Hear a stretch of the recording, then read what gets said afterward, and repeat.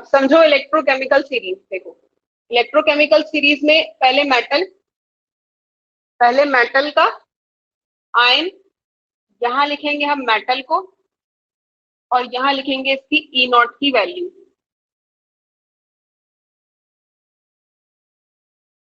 सबसे पहला metal electrochemical series में जो हम पढ़ते हैं दैट इज लिथियम,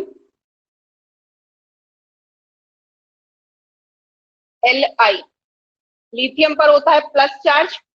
अब ये एक इलेक्ट्रॉन लेकर चेंज होगा लिथियम में। पोटेशियम पर +1 चार्ज होता है, ये भी इलेक्ट्रॉन लेकर पोटेशियम के मेटल में चेंज होता है। बेरियम 2 इलेक्ट्रॉन्स लेकर, क्यों लेता है 2 इलेक्ट्रॉन्स? क्योंकि बेरियम पर होते हैं +2 चार्ज। देन स्ट्रोंशियम अगेन +2, ये भी 2 इलेक्ट्रॉन्स लेगा और स्ट्रोंशियम मेटल बनाएगा। Calcium, sodium, magnesium, aluminium, manganese, zinc, chromium. Calcium पर +2, 2 इलेक्ट्रॉन्स लेगा, कैल्शियम बनाएगा। सोडियम पर +1, 1 इलेक्ट्रॉन लेगा, सोडियम का मेटल बनाएगा। मैग्नीशियम पर +2, 2 इलेक्ट्रॉन्स लेगा, मैग्नीशियम का मेटल बनाएगा।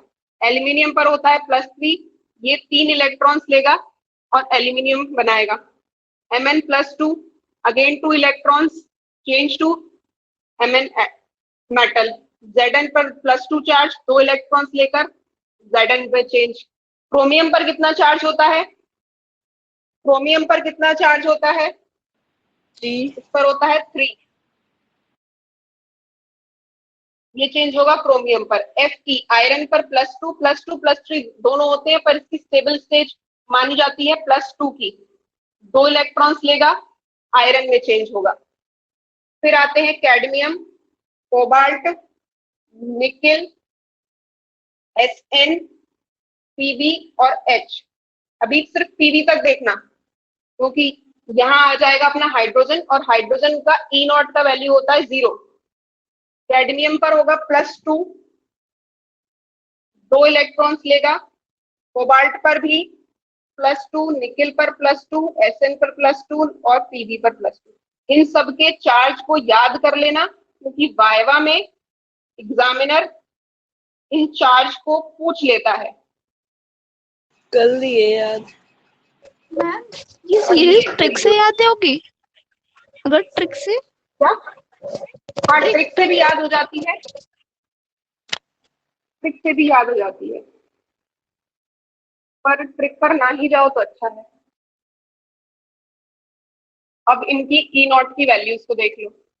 देखो इलेक्ट्रोकेमिकल सीरीज में जब हम आते हैं तो ऊपर जितना मेटल होगा, शुरुआत में जितना मेटल ऊपर होगा उसकी वैल्यू रहती है माइनस में।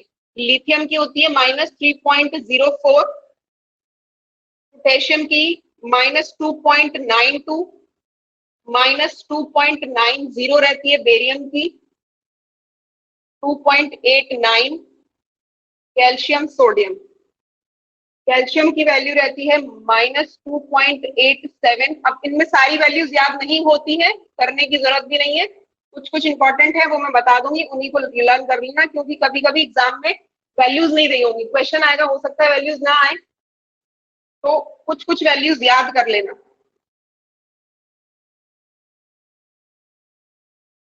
-1.66 mn। लाइट आ रही, दिख नहीं रहा। कहाँ लाइट आ रही है? अभी बता दूंगी, पढ़कर बता दूंगी, पहले एक बार लिख लेने दो, फिर बता दूंगी। जो दिख रहा है उसको नोट करते जाओ।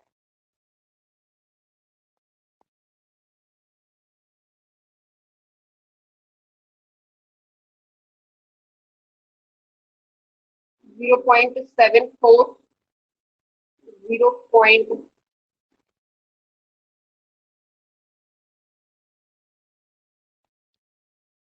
जिंक,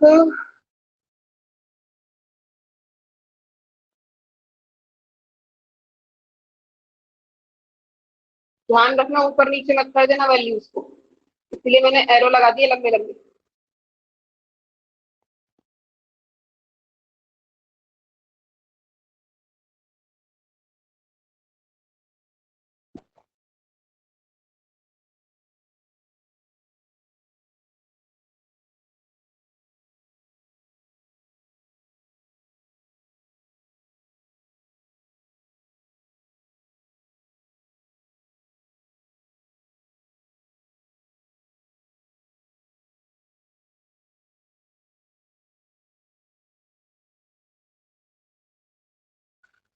मैग्नीज एक बार मैं चेक कर लूं फिर।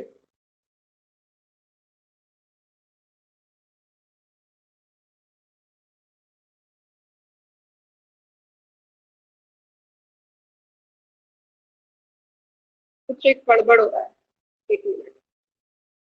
कोबाल्ट में थोड़ा है।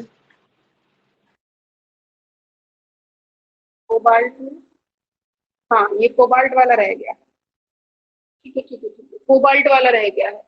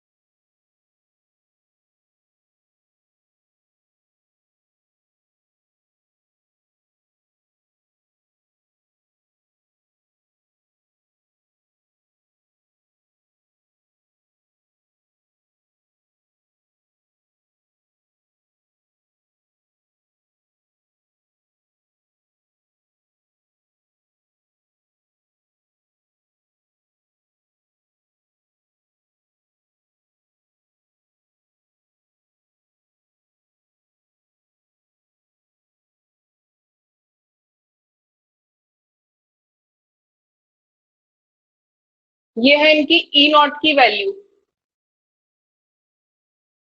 हाइड्रोजन की ई नॉट की वैल्यू, स्टैंडर्ड इलेक्ट्रोड पोटेंशियल की वैल्यू होती है इसकी 0। हाइड्रोजन से नीचे जितने एलिमेंट्स होंगे, अब यहाँ बोर्ड नहीं है, यहाँ नीचे ही लिखना, मैं यहाँ साइड से लिख दे रही हूँ बाकी के एलिमेंट्स, बाकी के मेटल और उनके आयंस। हाइड्रोजन के बाद आएगा कॉपर +2, 2 इलेक्ट्रॉन्स लेकर कॉपर में चेंज होगा। मरकरी 2 इलेक्ट्रॉन्स लेकर मरकरी में मेटल में चेंज होगा।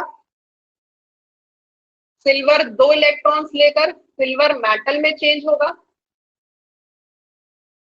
देन प्लैटिनम +2, ये 2 इलेक्ट्रॉन्स लेकर प्लैटिनम में चेंज होगा। और लास्ट में आता है गोल्ड +3। ये है पूरी इलेक्ट्रोकेमिकल सीरीज। अब इनकी वैल्यूज भी लिख लो ई नॉट के साथ में यहीं पर। +0.34, +0.79, +0.80, +1.20 और +1.50। अब बाद में नोट करना, पहले समझ लो। देखो, शुरुआत करी हमने लिथियम से और इस इलेक्ट्रोकेमिकल सीरीज को हमने खत्म किया गोल्ड पर। अब पहली बात कि ये जो हमारी पीरियोडिक टेबल है, इसमें रिएक्टिविटी का ऑर्डर पूछती हूं मैं तुमसे। पीरियोडिक टेबल में 2 तरह से मूव करते हैं प्रॉपर्टीज को पढ़ने के लिए। या तो मूव करेंगे हम लेफ्ट टू राइट, या हम मूव करते हैं अप टू डाउन।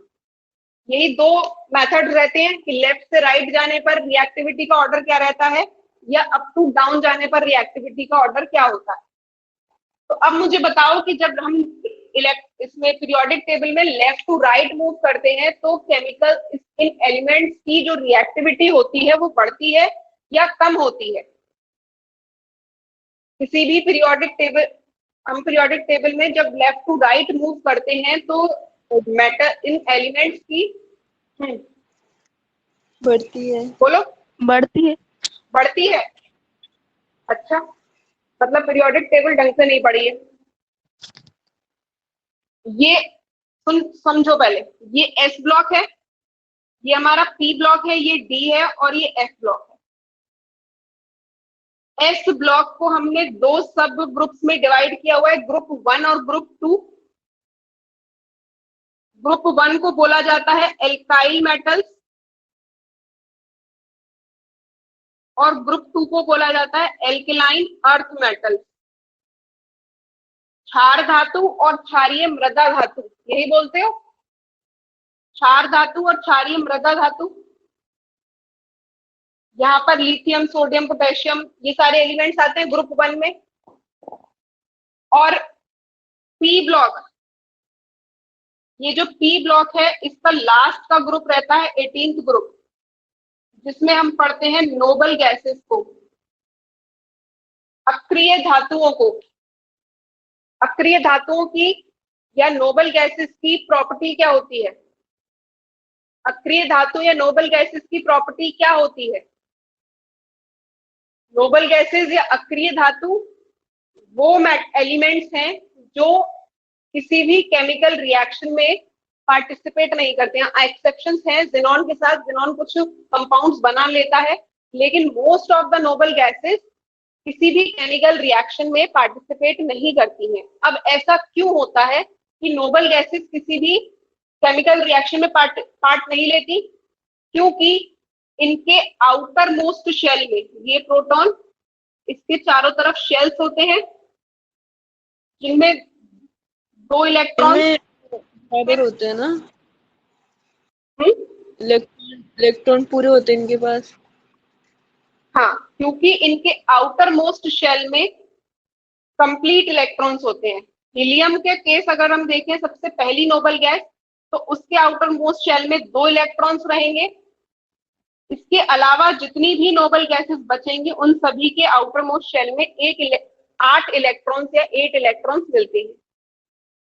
अब ऑक्टेट रूल हमसे यही कहता है कि किसी भी कोई भी कंपाउंड या कोई भी एलिमेंट स्टेबल स्टेज में रहना चाहता है, और वो स्टेबल कब रहेगा? जब उसके आउटर मोस्ट शेल में 8 इलेक्ट्रॉन रहेंगे। यहां पर एस ब्लॉक एलिमेंट्स के आउटर मोस्ट शेल में या तो 1 इलेक्ट्रॉन रहता है और ग्रुप 2 में 2 इलेक्ट्रॉन्स रहते हैं।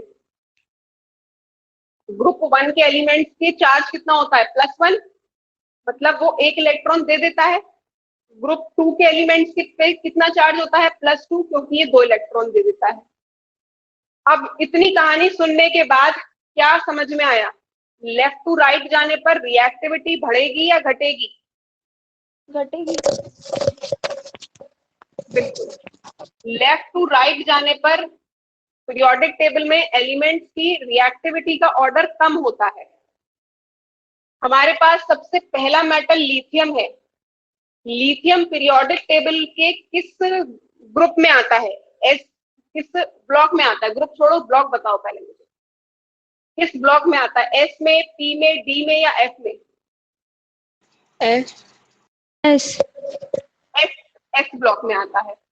तो एस ब्लॉक के एलिमेंट्स चाहे वो ग्रुप 1 के हो चाहे वो ग्रुप 2 के हो, रिएक्टिविटी ज्यादा होगी उनकी।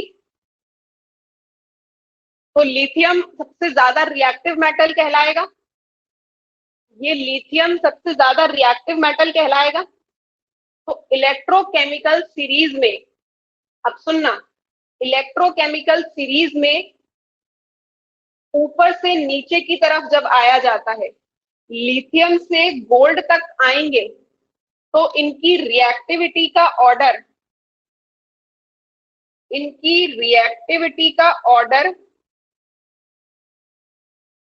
इंक्रीज होगा या डिक्रीज होगा?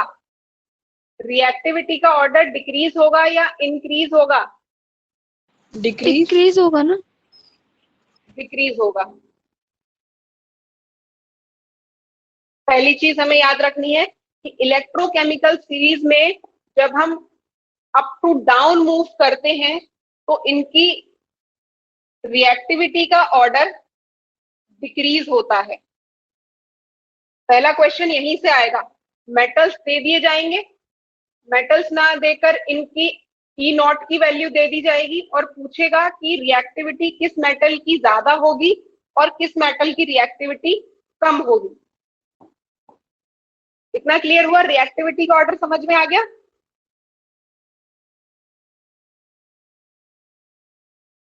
अच्छा, अब आते हैं ऑक्सीडेशन और रिडक्शन पर।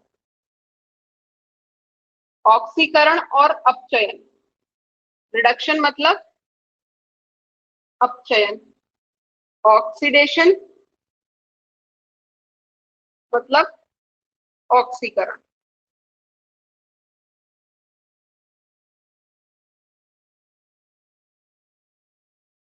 अब इस इलेक्ट्रोकेमिकल सीरीज में जब हम अप टू डाउन मूव कर रहे हैं, इस इलेक्ट्रोकेमिकल सीरीज में जब हम ऊपर से नीचे की तरफ आ रहे हैं, तो रिडक्शन देखने को मिल रहा है या ऑक्सीडेशन देखने को मिल रहा है? रिडक्शन। रीजन? नहीं, ऑक्सीडेशन होगी जो उस पर ज्यादा है ना। रीजन बताओ। अगर ऑक्सीडेशन है तो क्यों है, और रिडक्शन है तो क्यों रिडक्शन है? रीजन पूछ रही हूँ मैं, रीजन। रीजन पता होगा तो अपने आप बता दो कि ऑक्सीडेशन हो रहा है या रिडक्शन हो रहा है। बहुत अच्छे से इस पूरी इलेक्ट्रोकेमिकल सीरीज को ऑब्जर्व करो और बताओ कि इसमें ऑक्सीडेशन देखने को मिल रहा है या रिडक्शन देखने को मिल रहा है। जरा ऑब्जर्व करो। देखो, धातु जो है, ये metals, lithium, sodium, lithium, potassium, barium, strontium, ये सारे धातु कहाँ से आ रहे हैं? धातु के आयन से आ रहे हैं। मेटल्स हमें कहाँ से मिल रहे हैं? मेटल्स के आयन से मिल रहे हैं।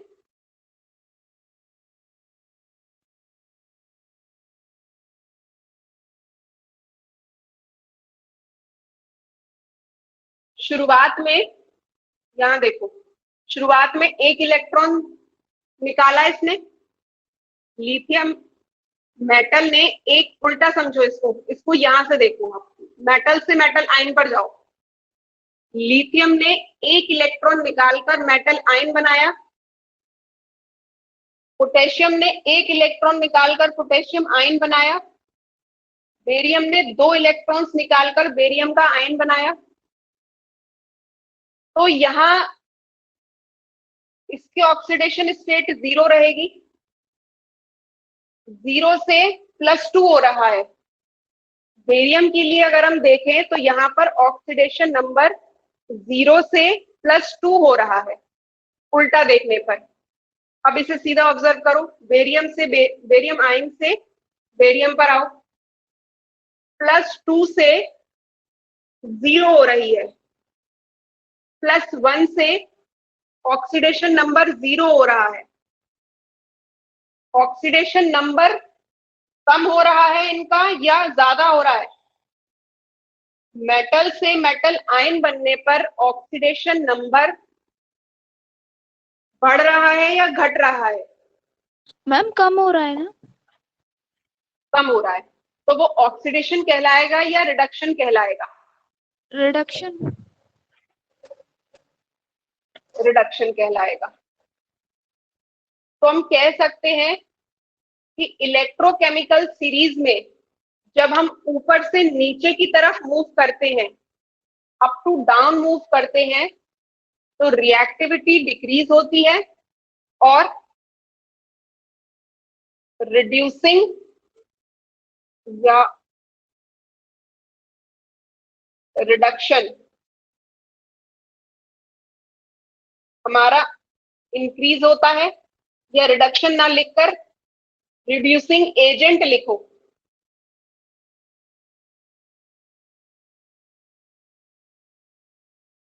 रिड्यूसिंग एजेंट या ऑक्सीडाइजिंग एजेंट, यही होते हैं रिड्यूसिंग एजेंट। जो रिड्यूस कर दे, रिड्यूसिंग एजेंट क्या होते हैं और ऑक्सीडाइजिंग एजेंट क्या होते हैं तो मालूम होगा। तो यहाँ पर रिडक्शन हो रहा है, तो मतलब इसका रिड्यूसिंग एजेंट का प्रॉपर्टी बढ़ रही होगी या घट रही होगी? जब मेटल आयन मेटल में चेंज हो रहे हैं तो इनका ऑक्सीडेशन नंबर कम हो रहा है। ऑक्सीडेशन नंबर कम होने पर रिडक्शन होता है।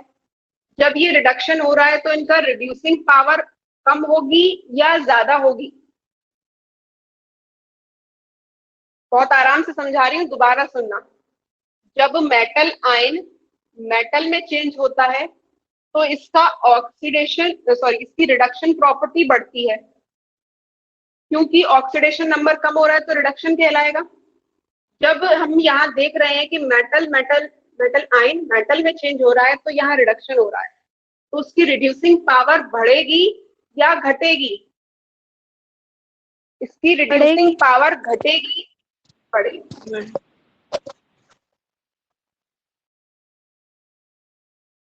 इसका उल्टा भी लिख सकते हैं हम कि यहाँ पर ऑक्सीडाइजिंग एजेंट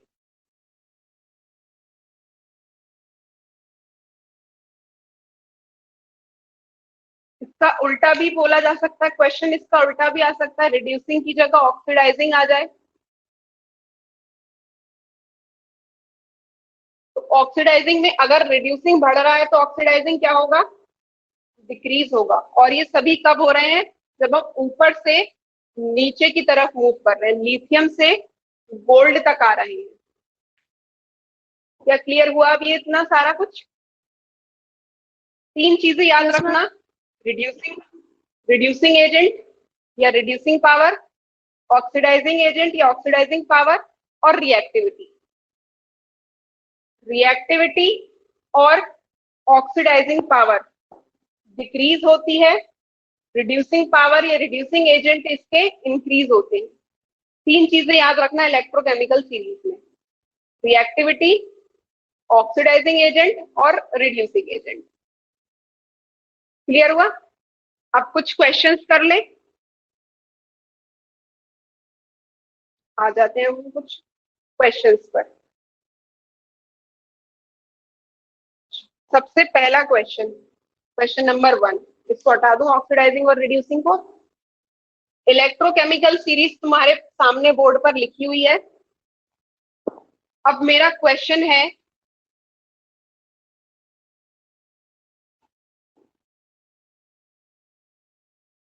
कि Y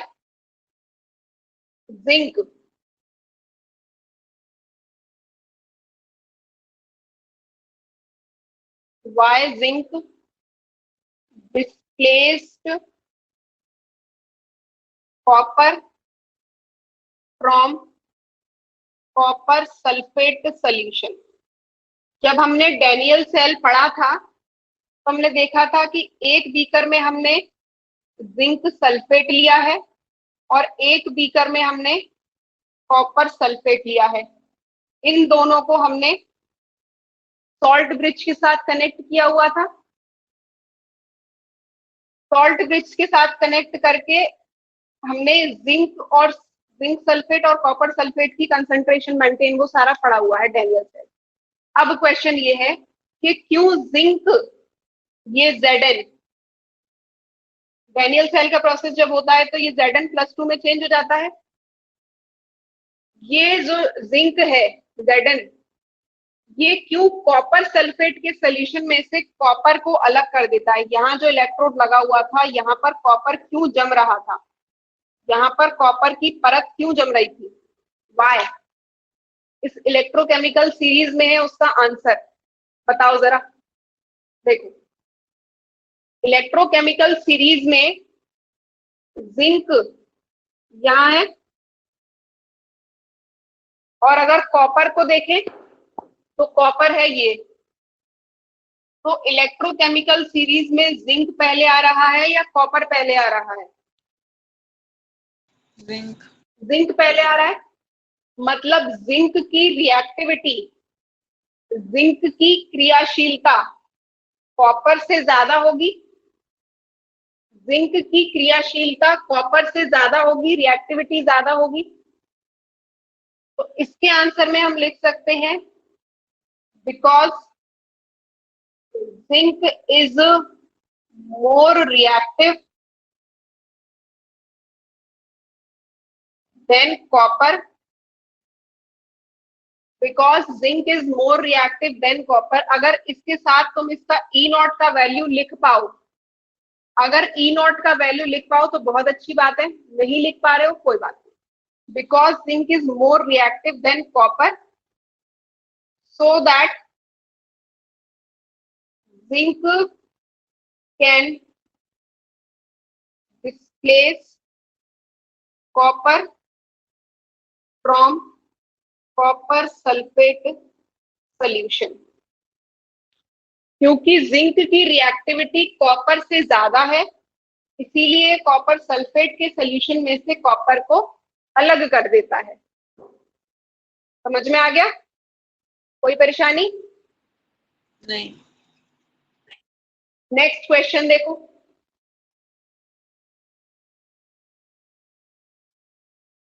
question number 2, Y copper displaced silver from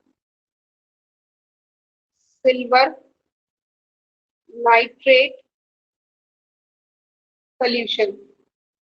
question है हमारा कि क्यों सिल्वर नाइट्रेट के सॉल्यूशन में से कॉपर सिल्वर को डिस्प्लेस्ड कर देता है।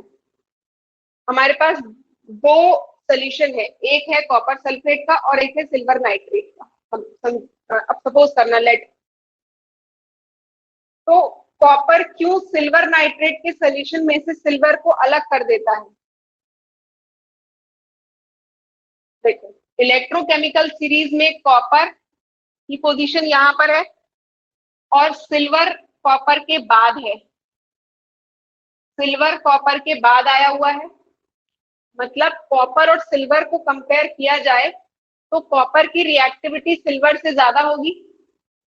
कॉपर की रिएक्टिविटी सिल्वर से ज्यादा होगी, तो same reason, because copper is more reactive than silver, so it can displace silver from silver nitrate solution। Clear हुआ? समझ में आ गए?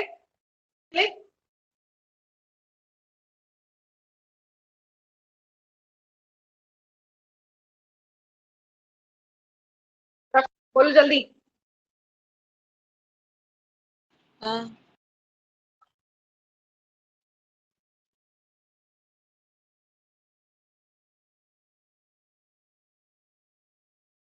एक और क्वेश्चन देखो,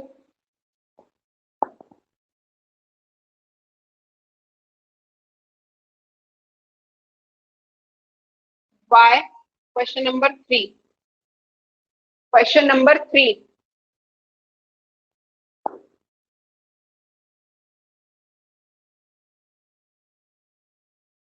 Y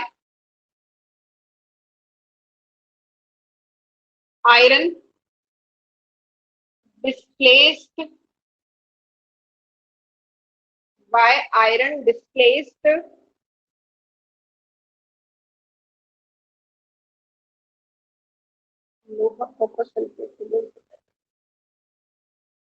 copper from copper sulfate solution, but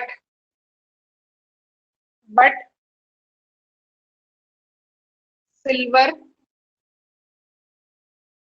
cannot displace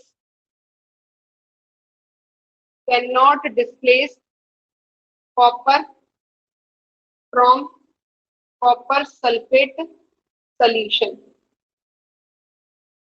question है हमारे पास, यहाँ पर 3 मेटल है, एक है आपका आयरन, एक है कॉपर और एक है सिल्वर। कॉपर और सिल्वर, कॉपर सल्फेट का सॉल्यूशन है हमारे पास, कॉपर नहीं है, कॉपर सल्फेट का सॉल्यूशन है, कॉपर भी अभी आएगा। क्वेश्चन ये है कि क्यों आयरन कॉपर सल्फेट के सॉल्यूशन में से कॉपर को अलग कर देता है, पर ये जो सिल्वर है ये कॉपर सल्फेट के सॉल्यूशन में से कॉपर को अलग नहीं कर पाता। आयरन कर लेता है पर सिल्वर नहीं कर पाता, क्यों? अब इलेक्ट्रोकेमिकल सीरीज में अगर आयरन की पोजीशन को देखोगे तो आयरन कहीं यहाँ पर है, आयरन कहीं यहाँ पर है, कॉपर और सिल्वर। कॉपर, आयरन, कॉपर और सिल्वर, इन तीनों में से रिएक्टिविटी किसकी सबसे ज्यादा होगी? आयरन की, क्योंकि आयरन की पोजीशन कॉपर और सिल्वर से पहले है। तो हम कह सकते हैं क्योंकि आयरन कॉपर सल्फेट के सॉल्यूशन में से कॉपर को अलग इसलिए कर पाता है क्योंकि इसकी रिएक्टिविटी कॉपर से ज्यादा होगी। दूसरा रीजन, दूसरा क्वेश्चन इसी में है कि सिल्वर क्यों नहीं कर पाता, क्योंकि सिल्वर की रिएक्टिविटी कॉपर से कम है, क्योंकि सिल्वर की रिएक्टिविटी कॉपर से कम है, इसीलिए कॉपर सल्फेट के सोल्यूशन में से कॉपर को वो अलग नहीं कर पाता। यहाँ केवल रिएक्टिविटी का खेल है। अगर इन मेटल्स की सीरीज को इनको याद रख पाओ तो बहुत अच्छा है, कुछ याद ना हो बस इतना ध्यान में रख लेना कि पीरियोडिक टेबल में फर्स्ट ग्रुप के जो एलिमेंट्स हैं या एस ब्लॉक के एलिमेंट्स जो हैं उनकी रिएक्टिविटी ज्यादा होती है, फिर पी ब्लॉक, फिर डी ब्लॉक, ये सिल्वर, ये सारे, ये लास्ट के सारे, यहाँ से जिंक, मैग्नीज, एल्यूमिनियम नहीं, मैग्नीज, जिंक, क्रोमियम, ये सारे क्या है, ये डी ब्लॉक है। ऊपर वाले क्या है, एस ब्लॉक है। ये क्या है, ये मैग्नीज और एल्यूमिनियम, ये पी ब्लॉक। इतना भी याद रख पाओगे तब भी क्वेश्चन हो जाएगा। अगर ये सीरीज याद ना रहे पर इतना ध्यान में जरूर रखना कि एस ब्लॉक में कौन से एलिमेंट्स होते हैं, पी ब्लॉक में कौन से एलिमेंट्स होते हैं और डी ब्लॉक में, अगर इतना भी याद रख पाओगे तो क्वेश्चन सॉल्व हो जाएंगे। क्योंकि रिएक्टिविटी का ऑर्डर अगर हम देखें तो सबसे ज्यादा रिएक्टिव एलिमेंट्स जो मिलते हैं वो एस ब्लॉक में मिलते हैं और सबसे कम रिएक्टिव जो मिलते हैं वो डी ब्लॉक में मिलते हैं। क्वेश्चन समझ में आया? मैंने 3 क्वेश्चन कराए अभी तक, तीनों क्वेश्चन क्लियर हुए। अब आगे के जितने भी क्वेश्चन हैं उन सब के लिए सेम रीजन है, तो पढ़कर देखना एक बार, नहीं समझ में आएंगे तो पूछ लेना मंडे को, ठीक है?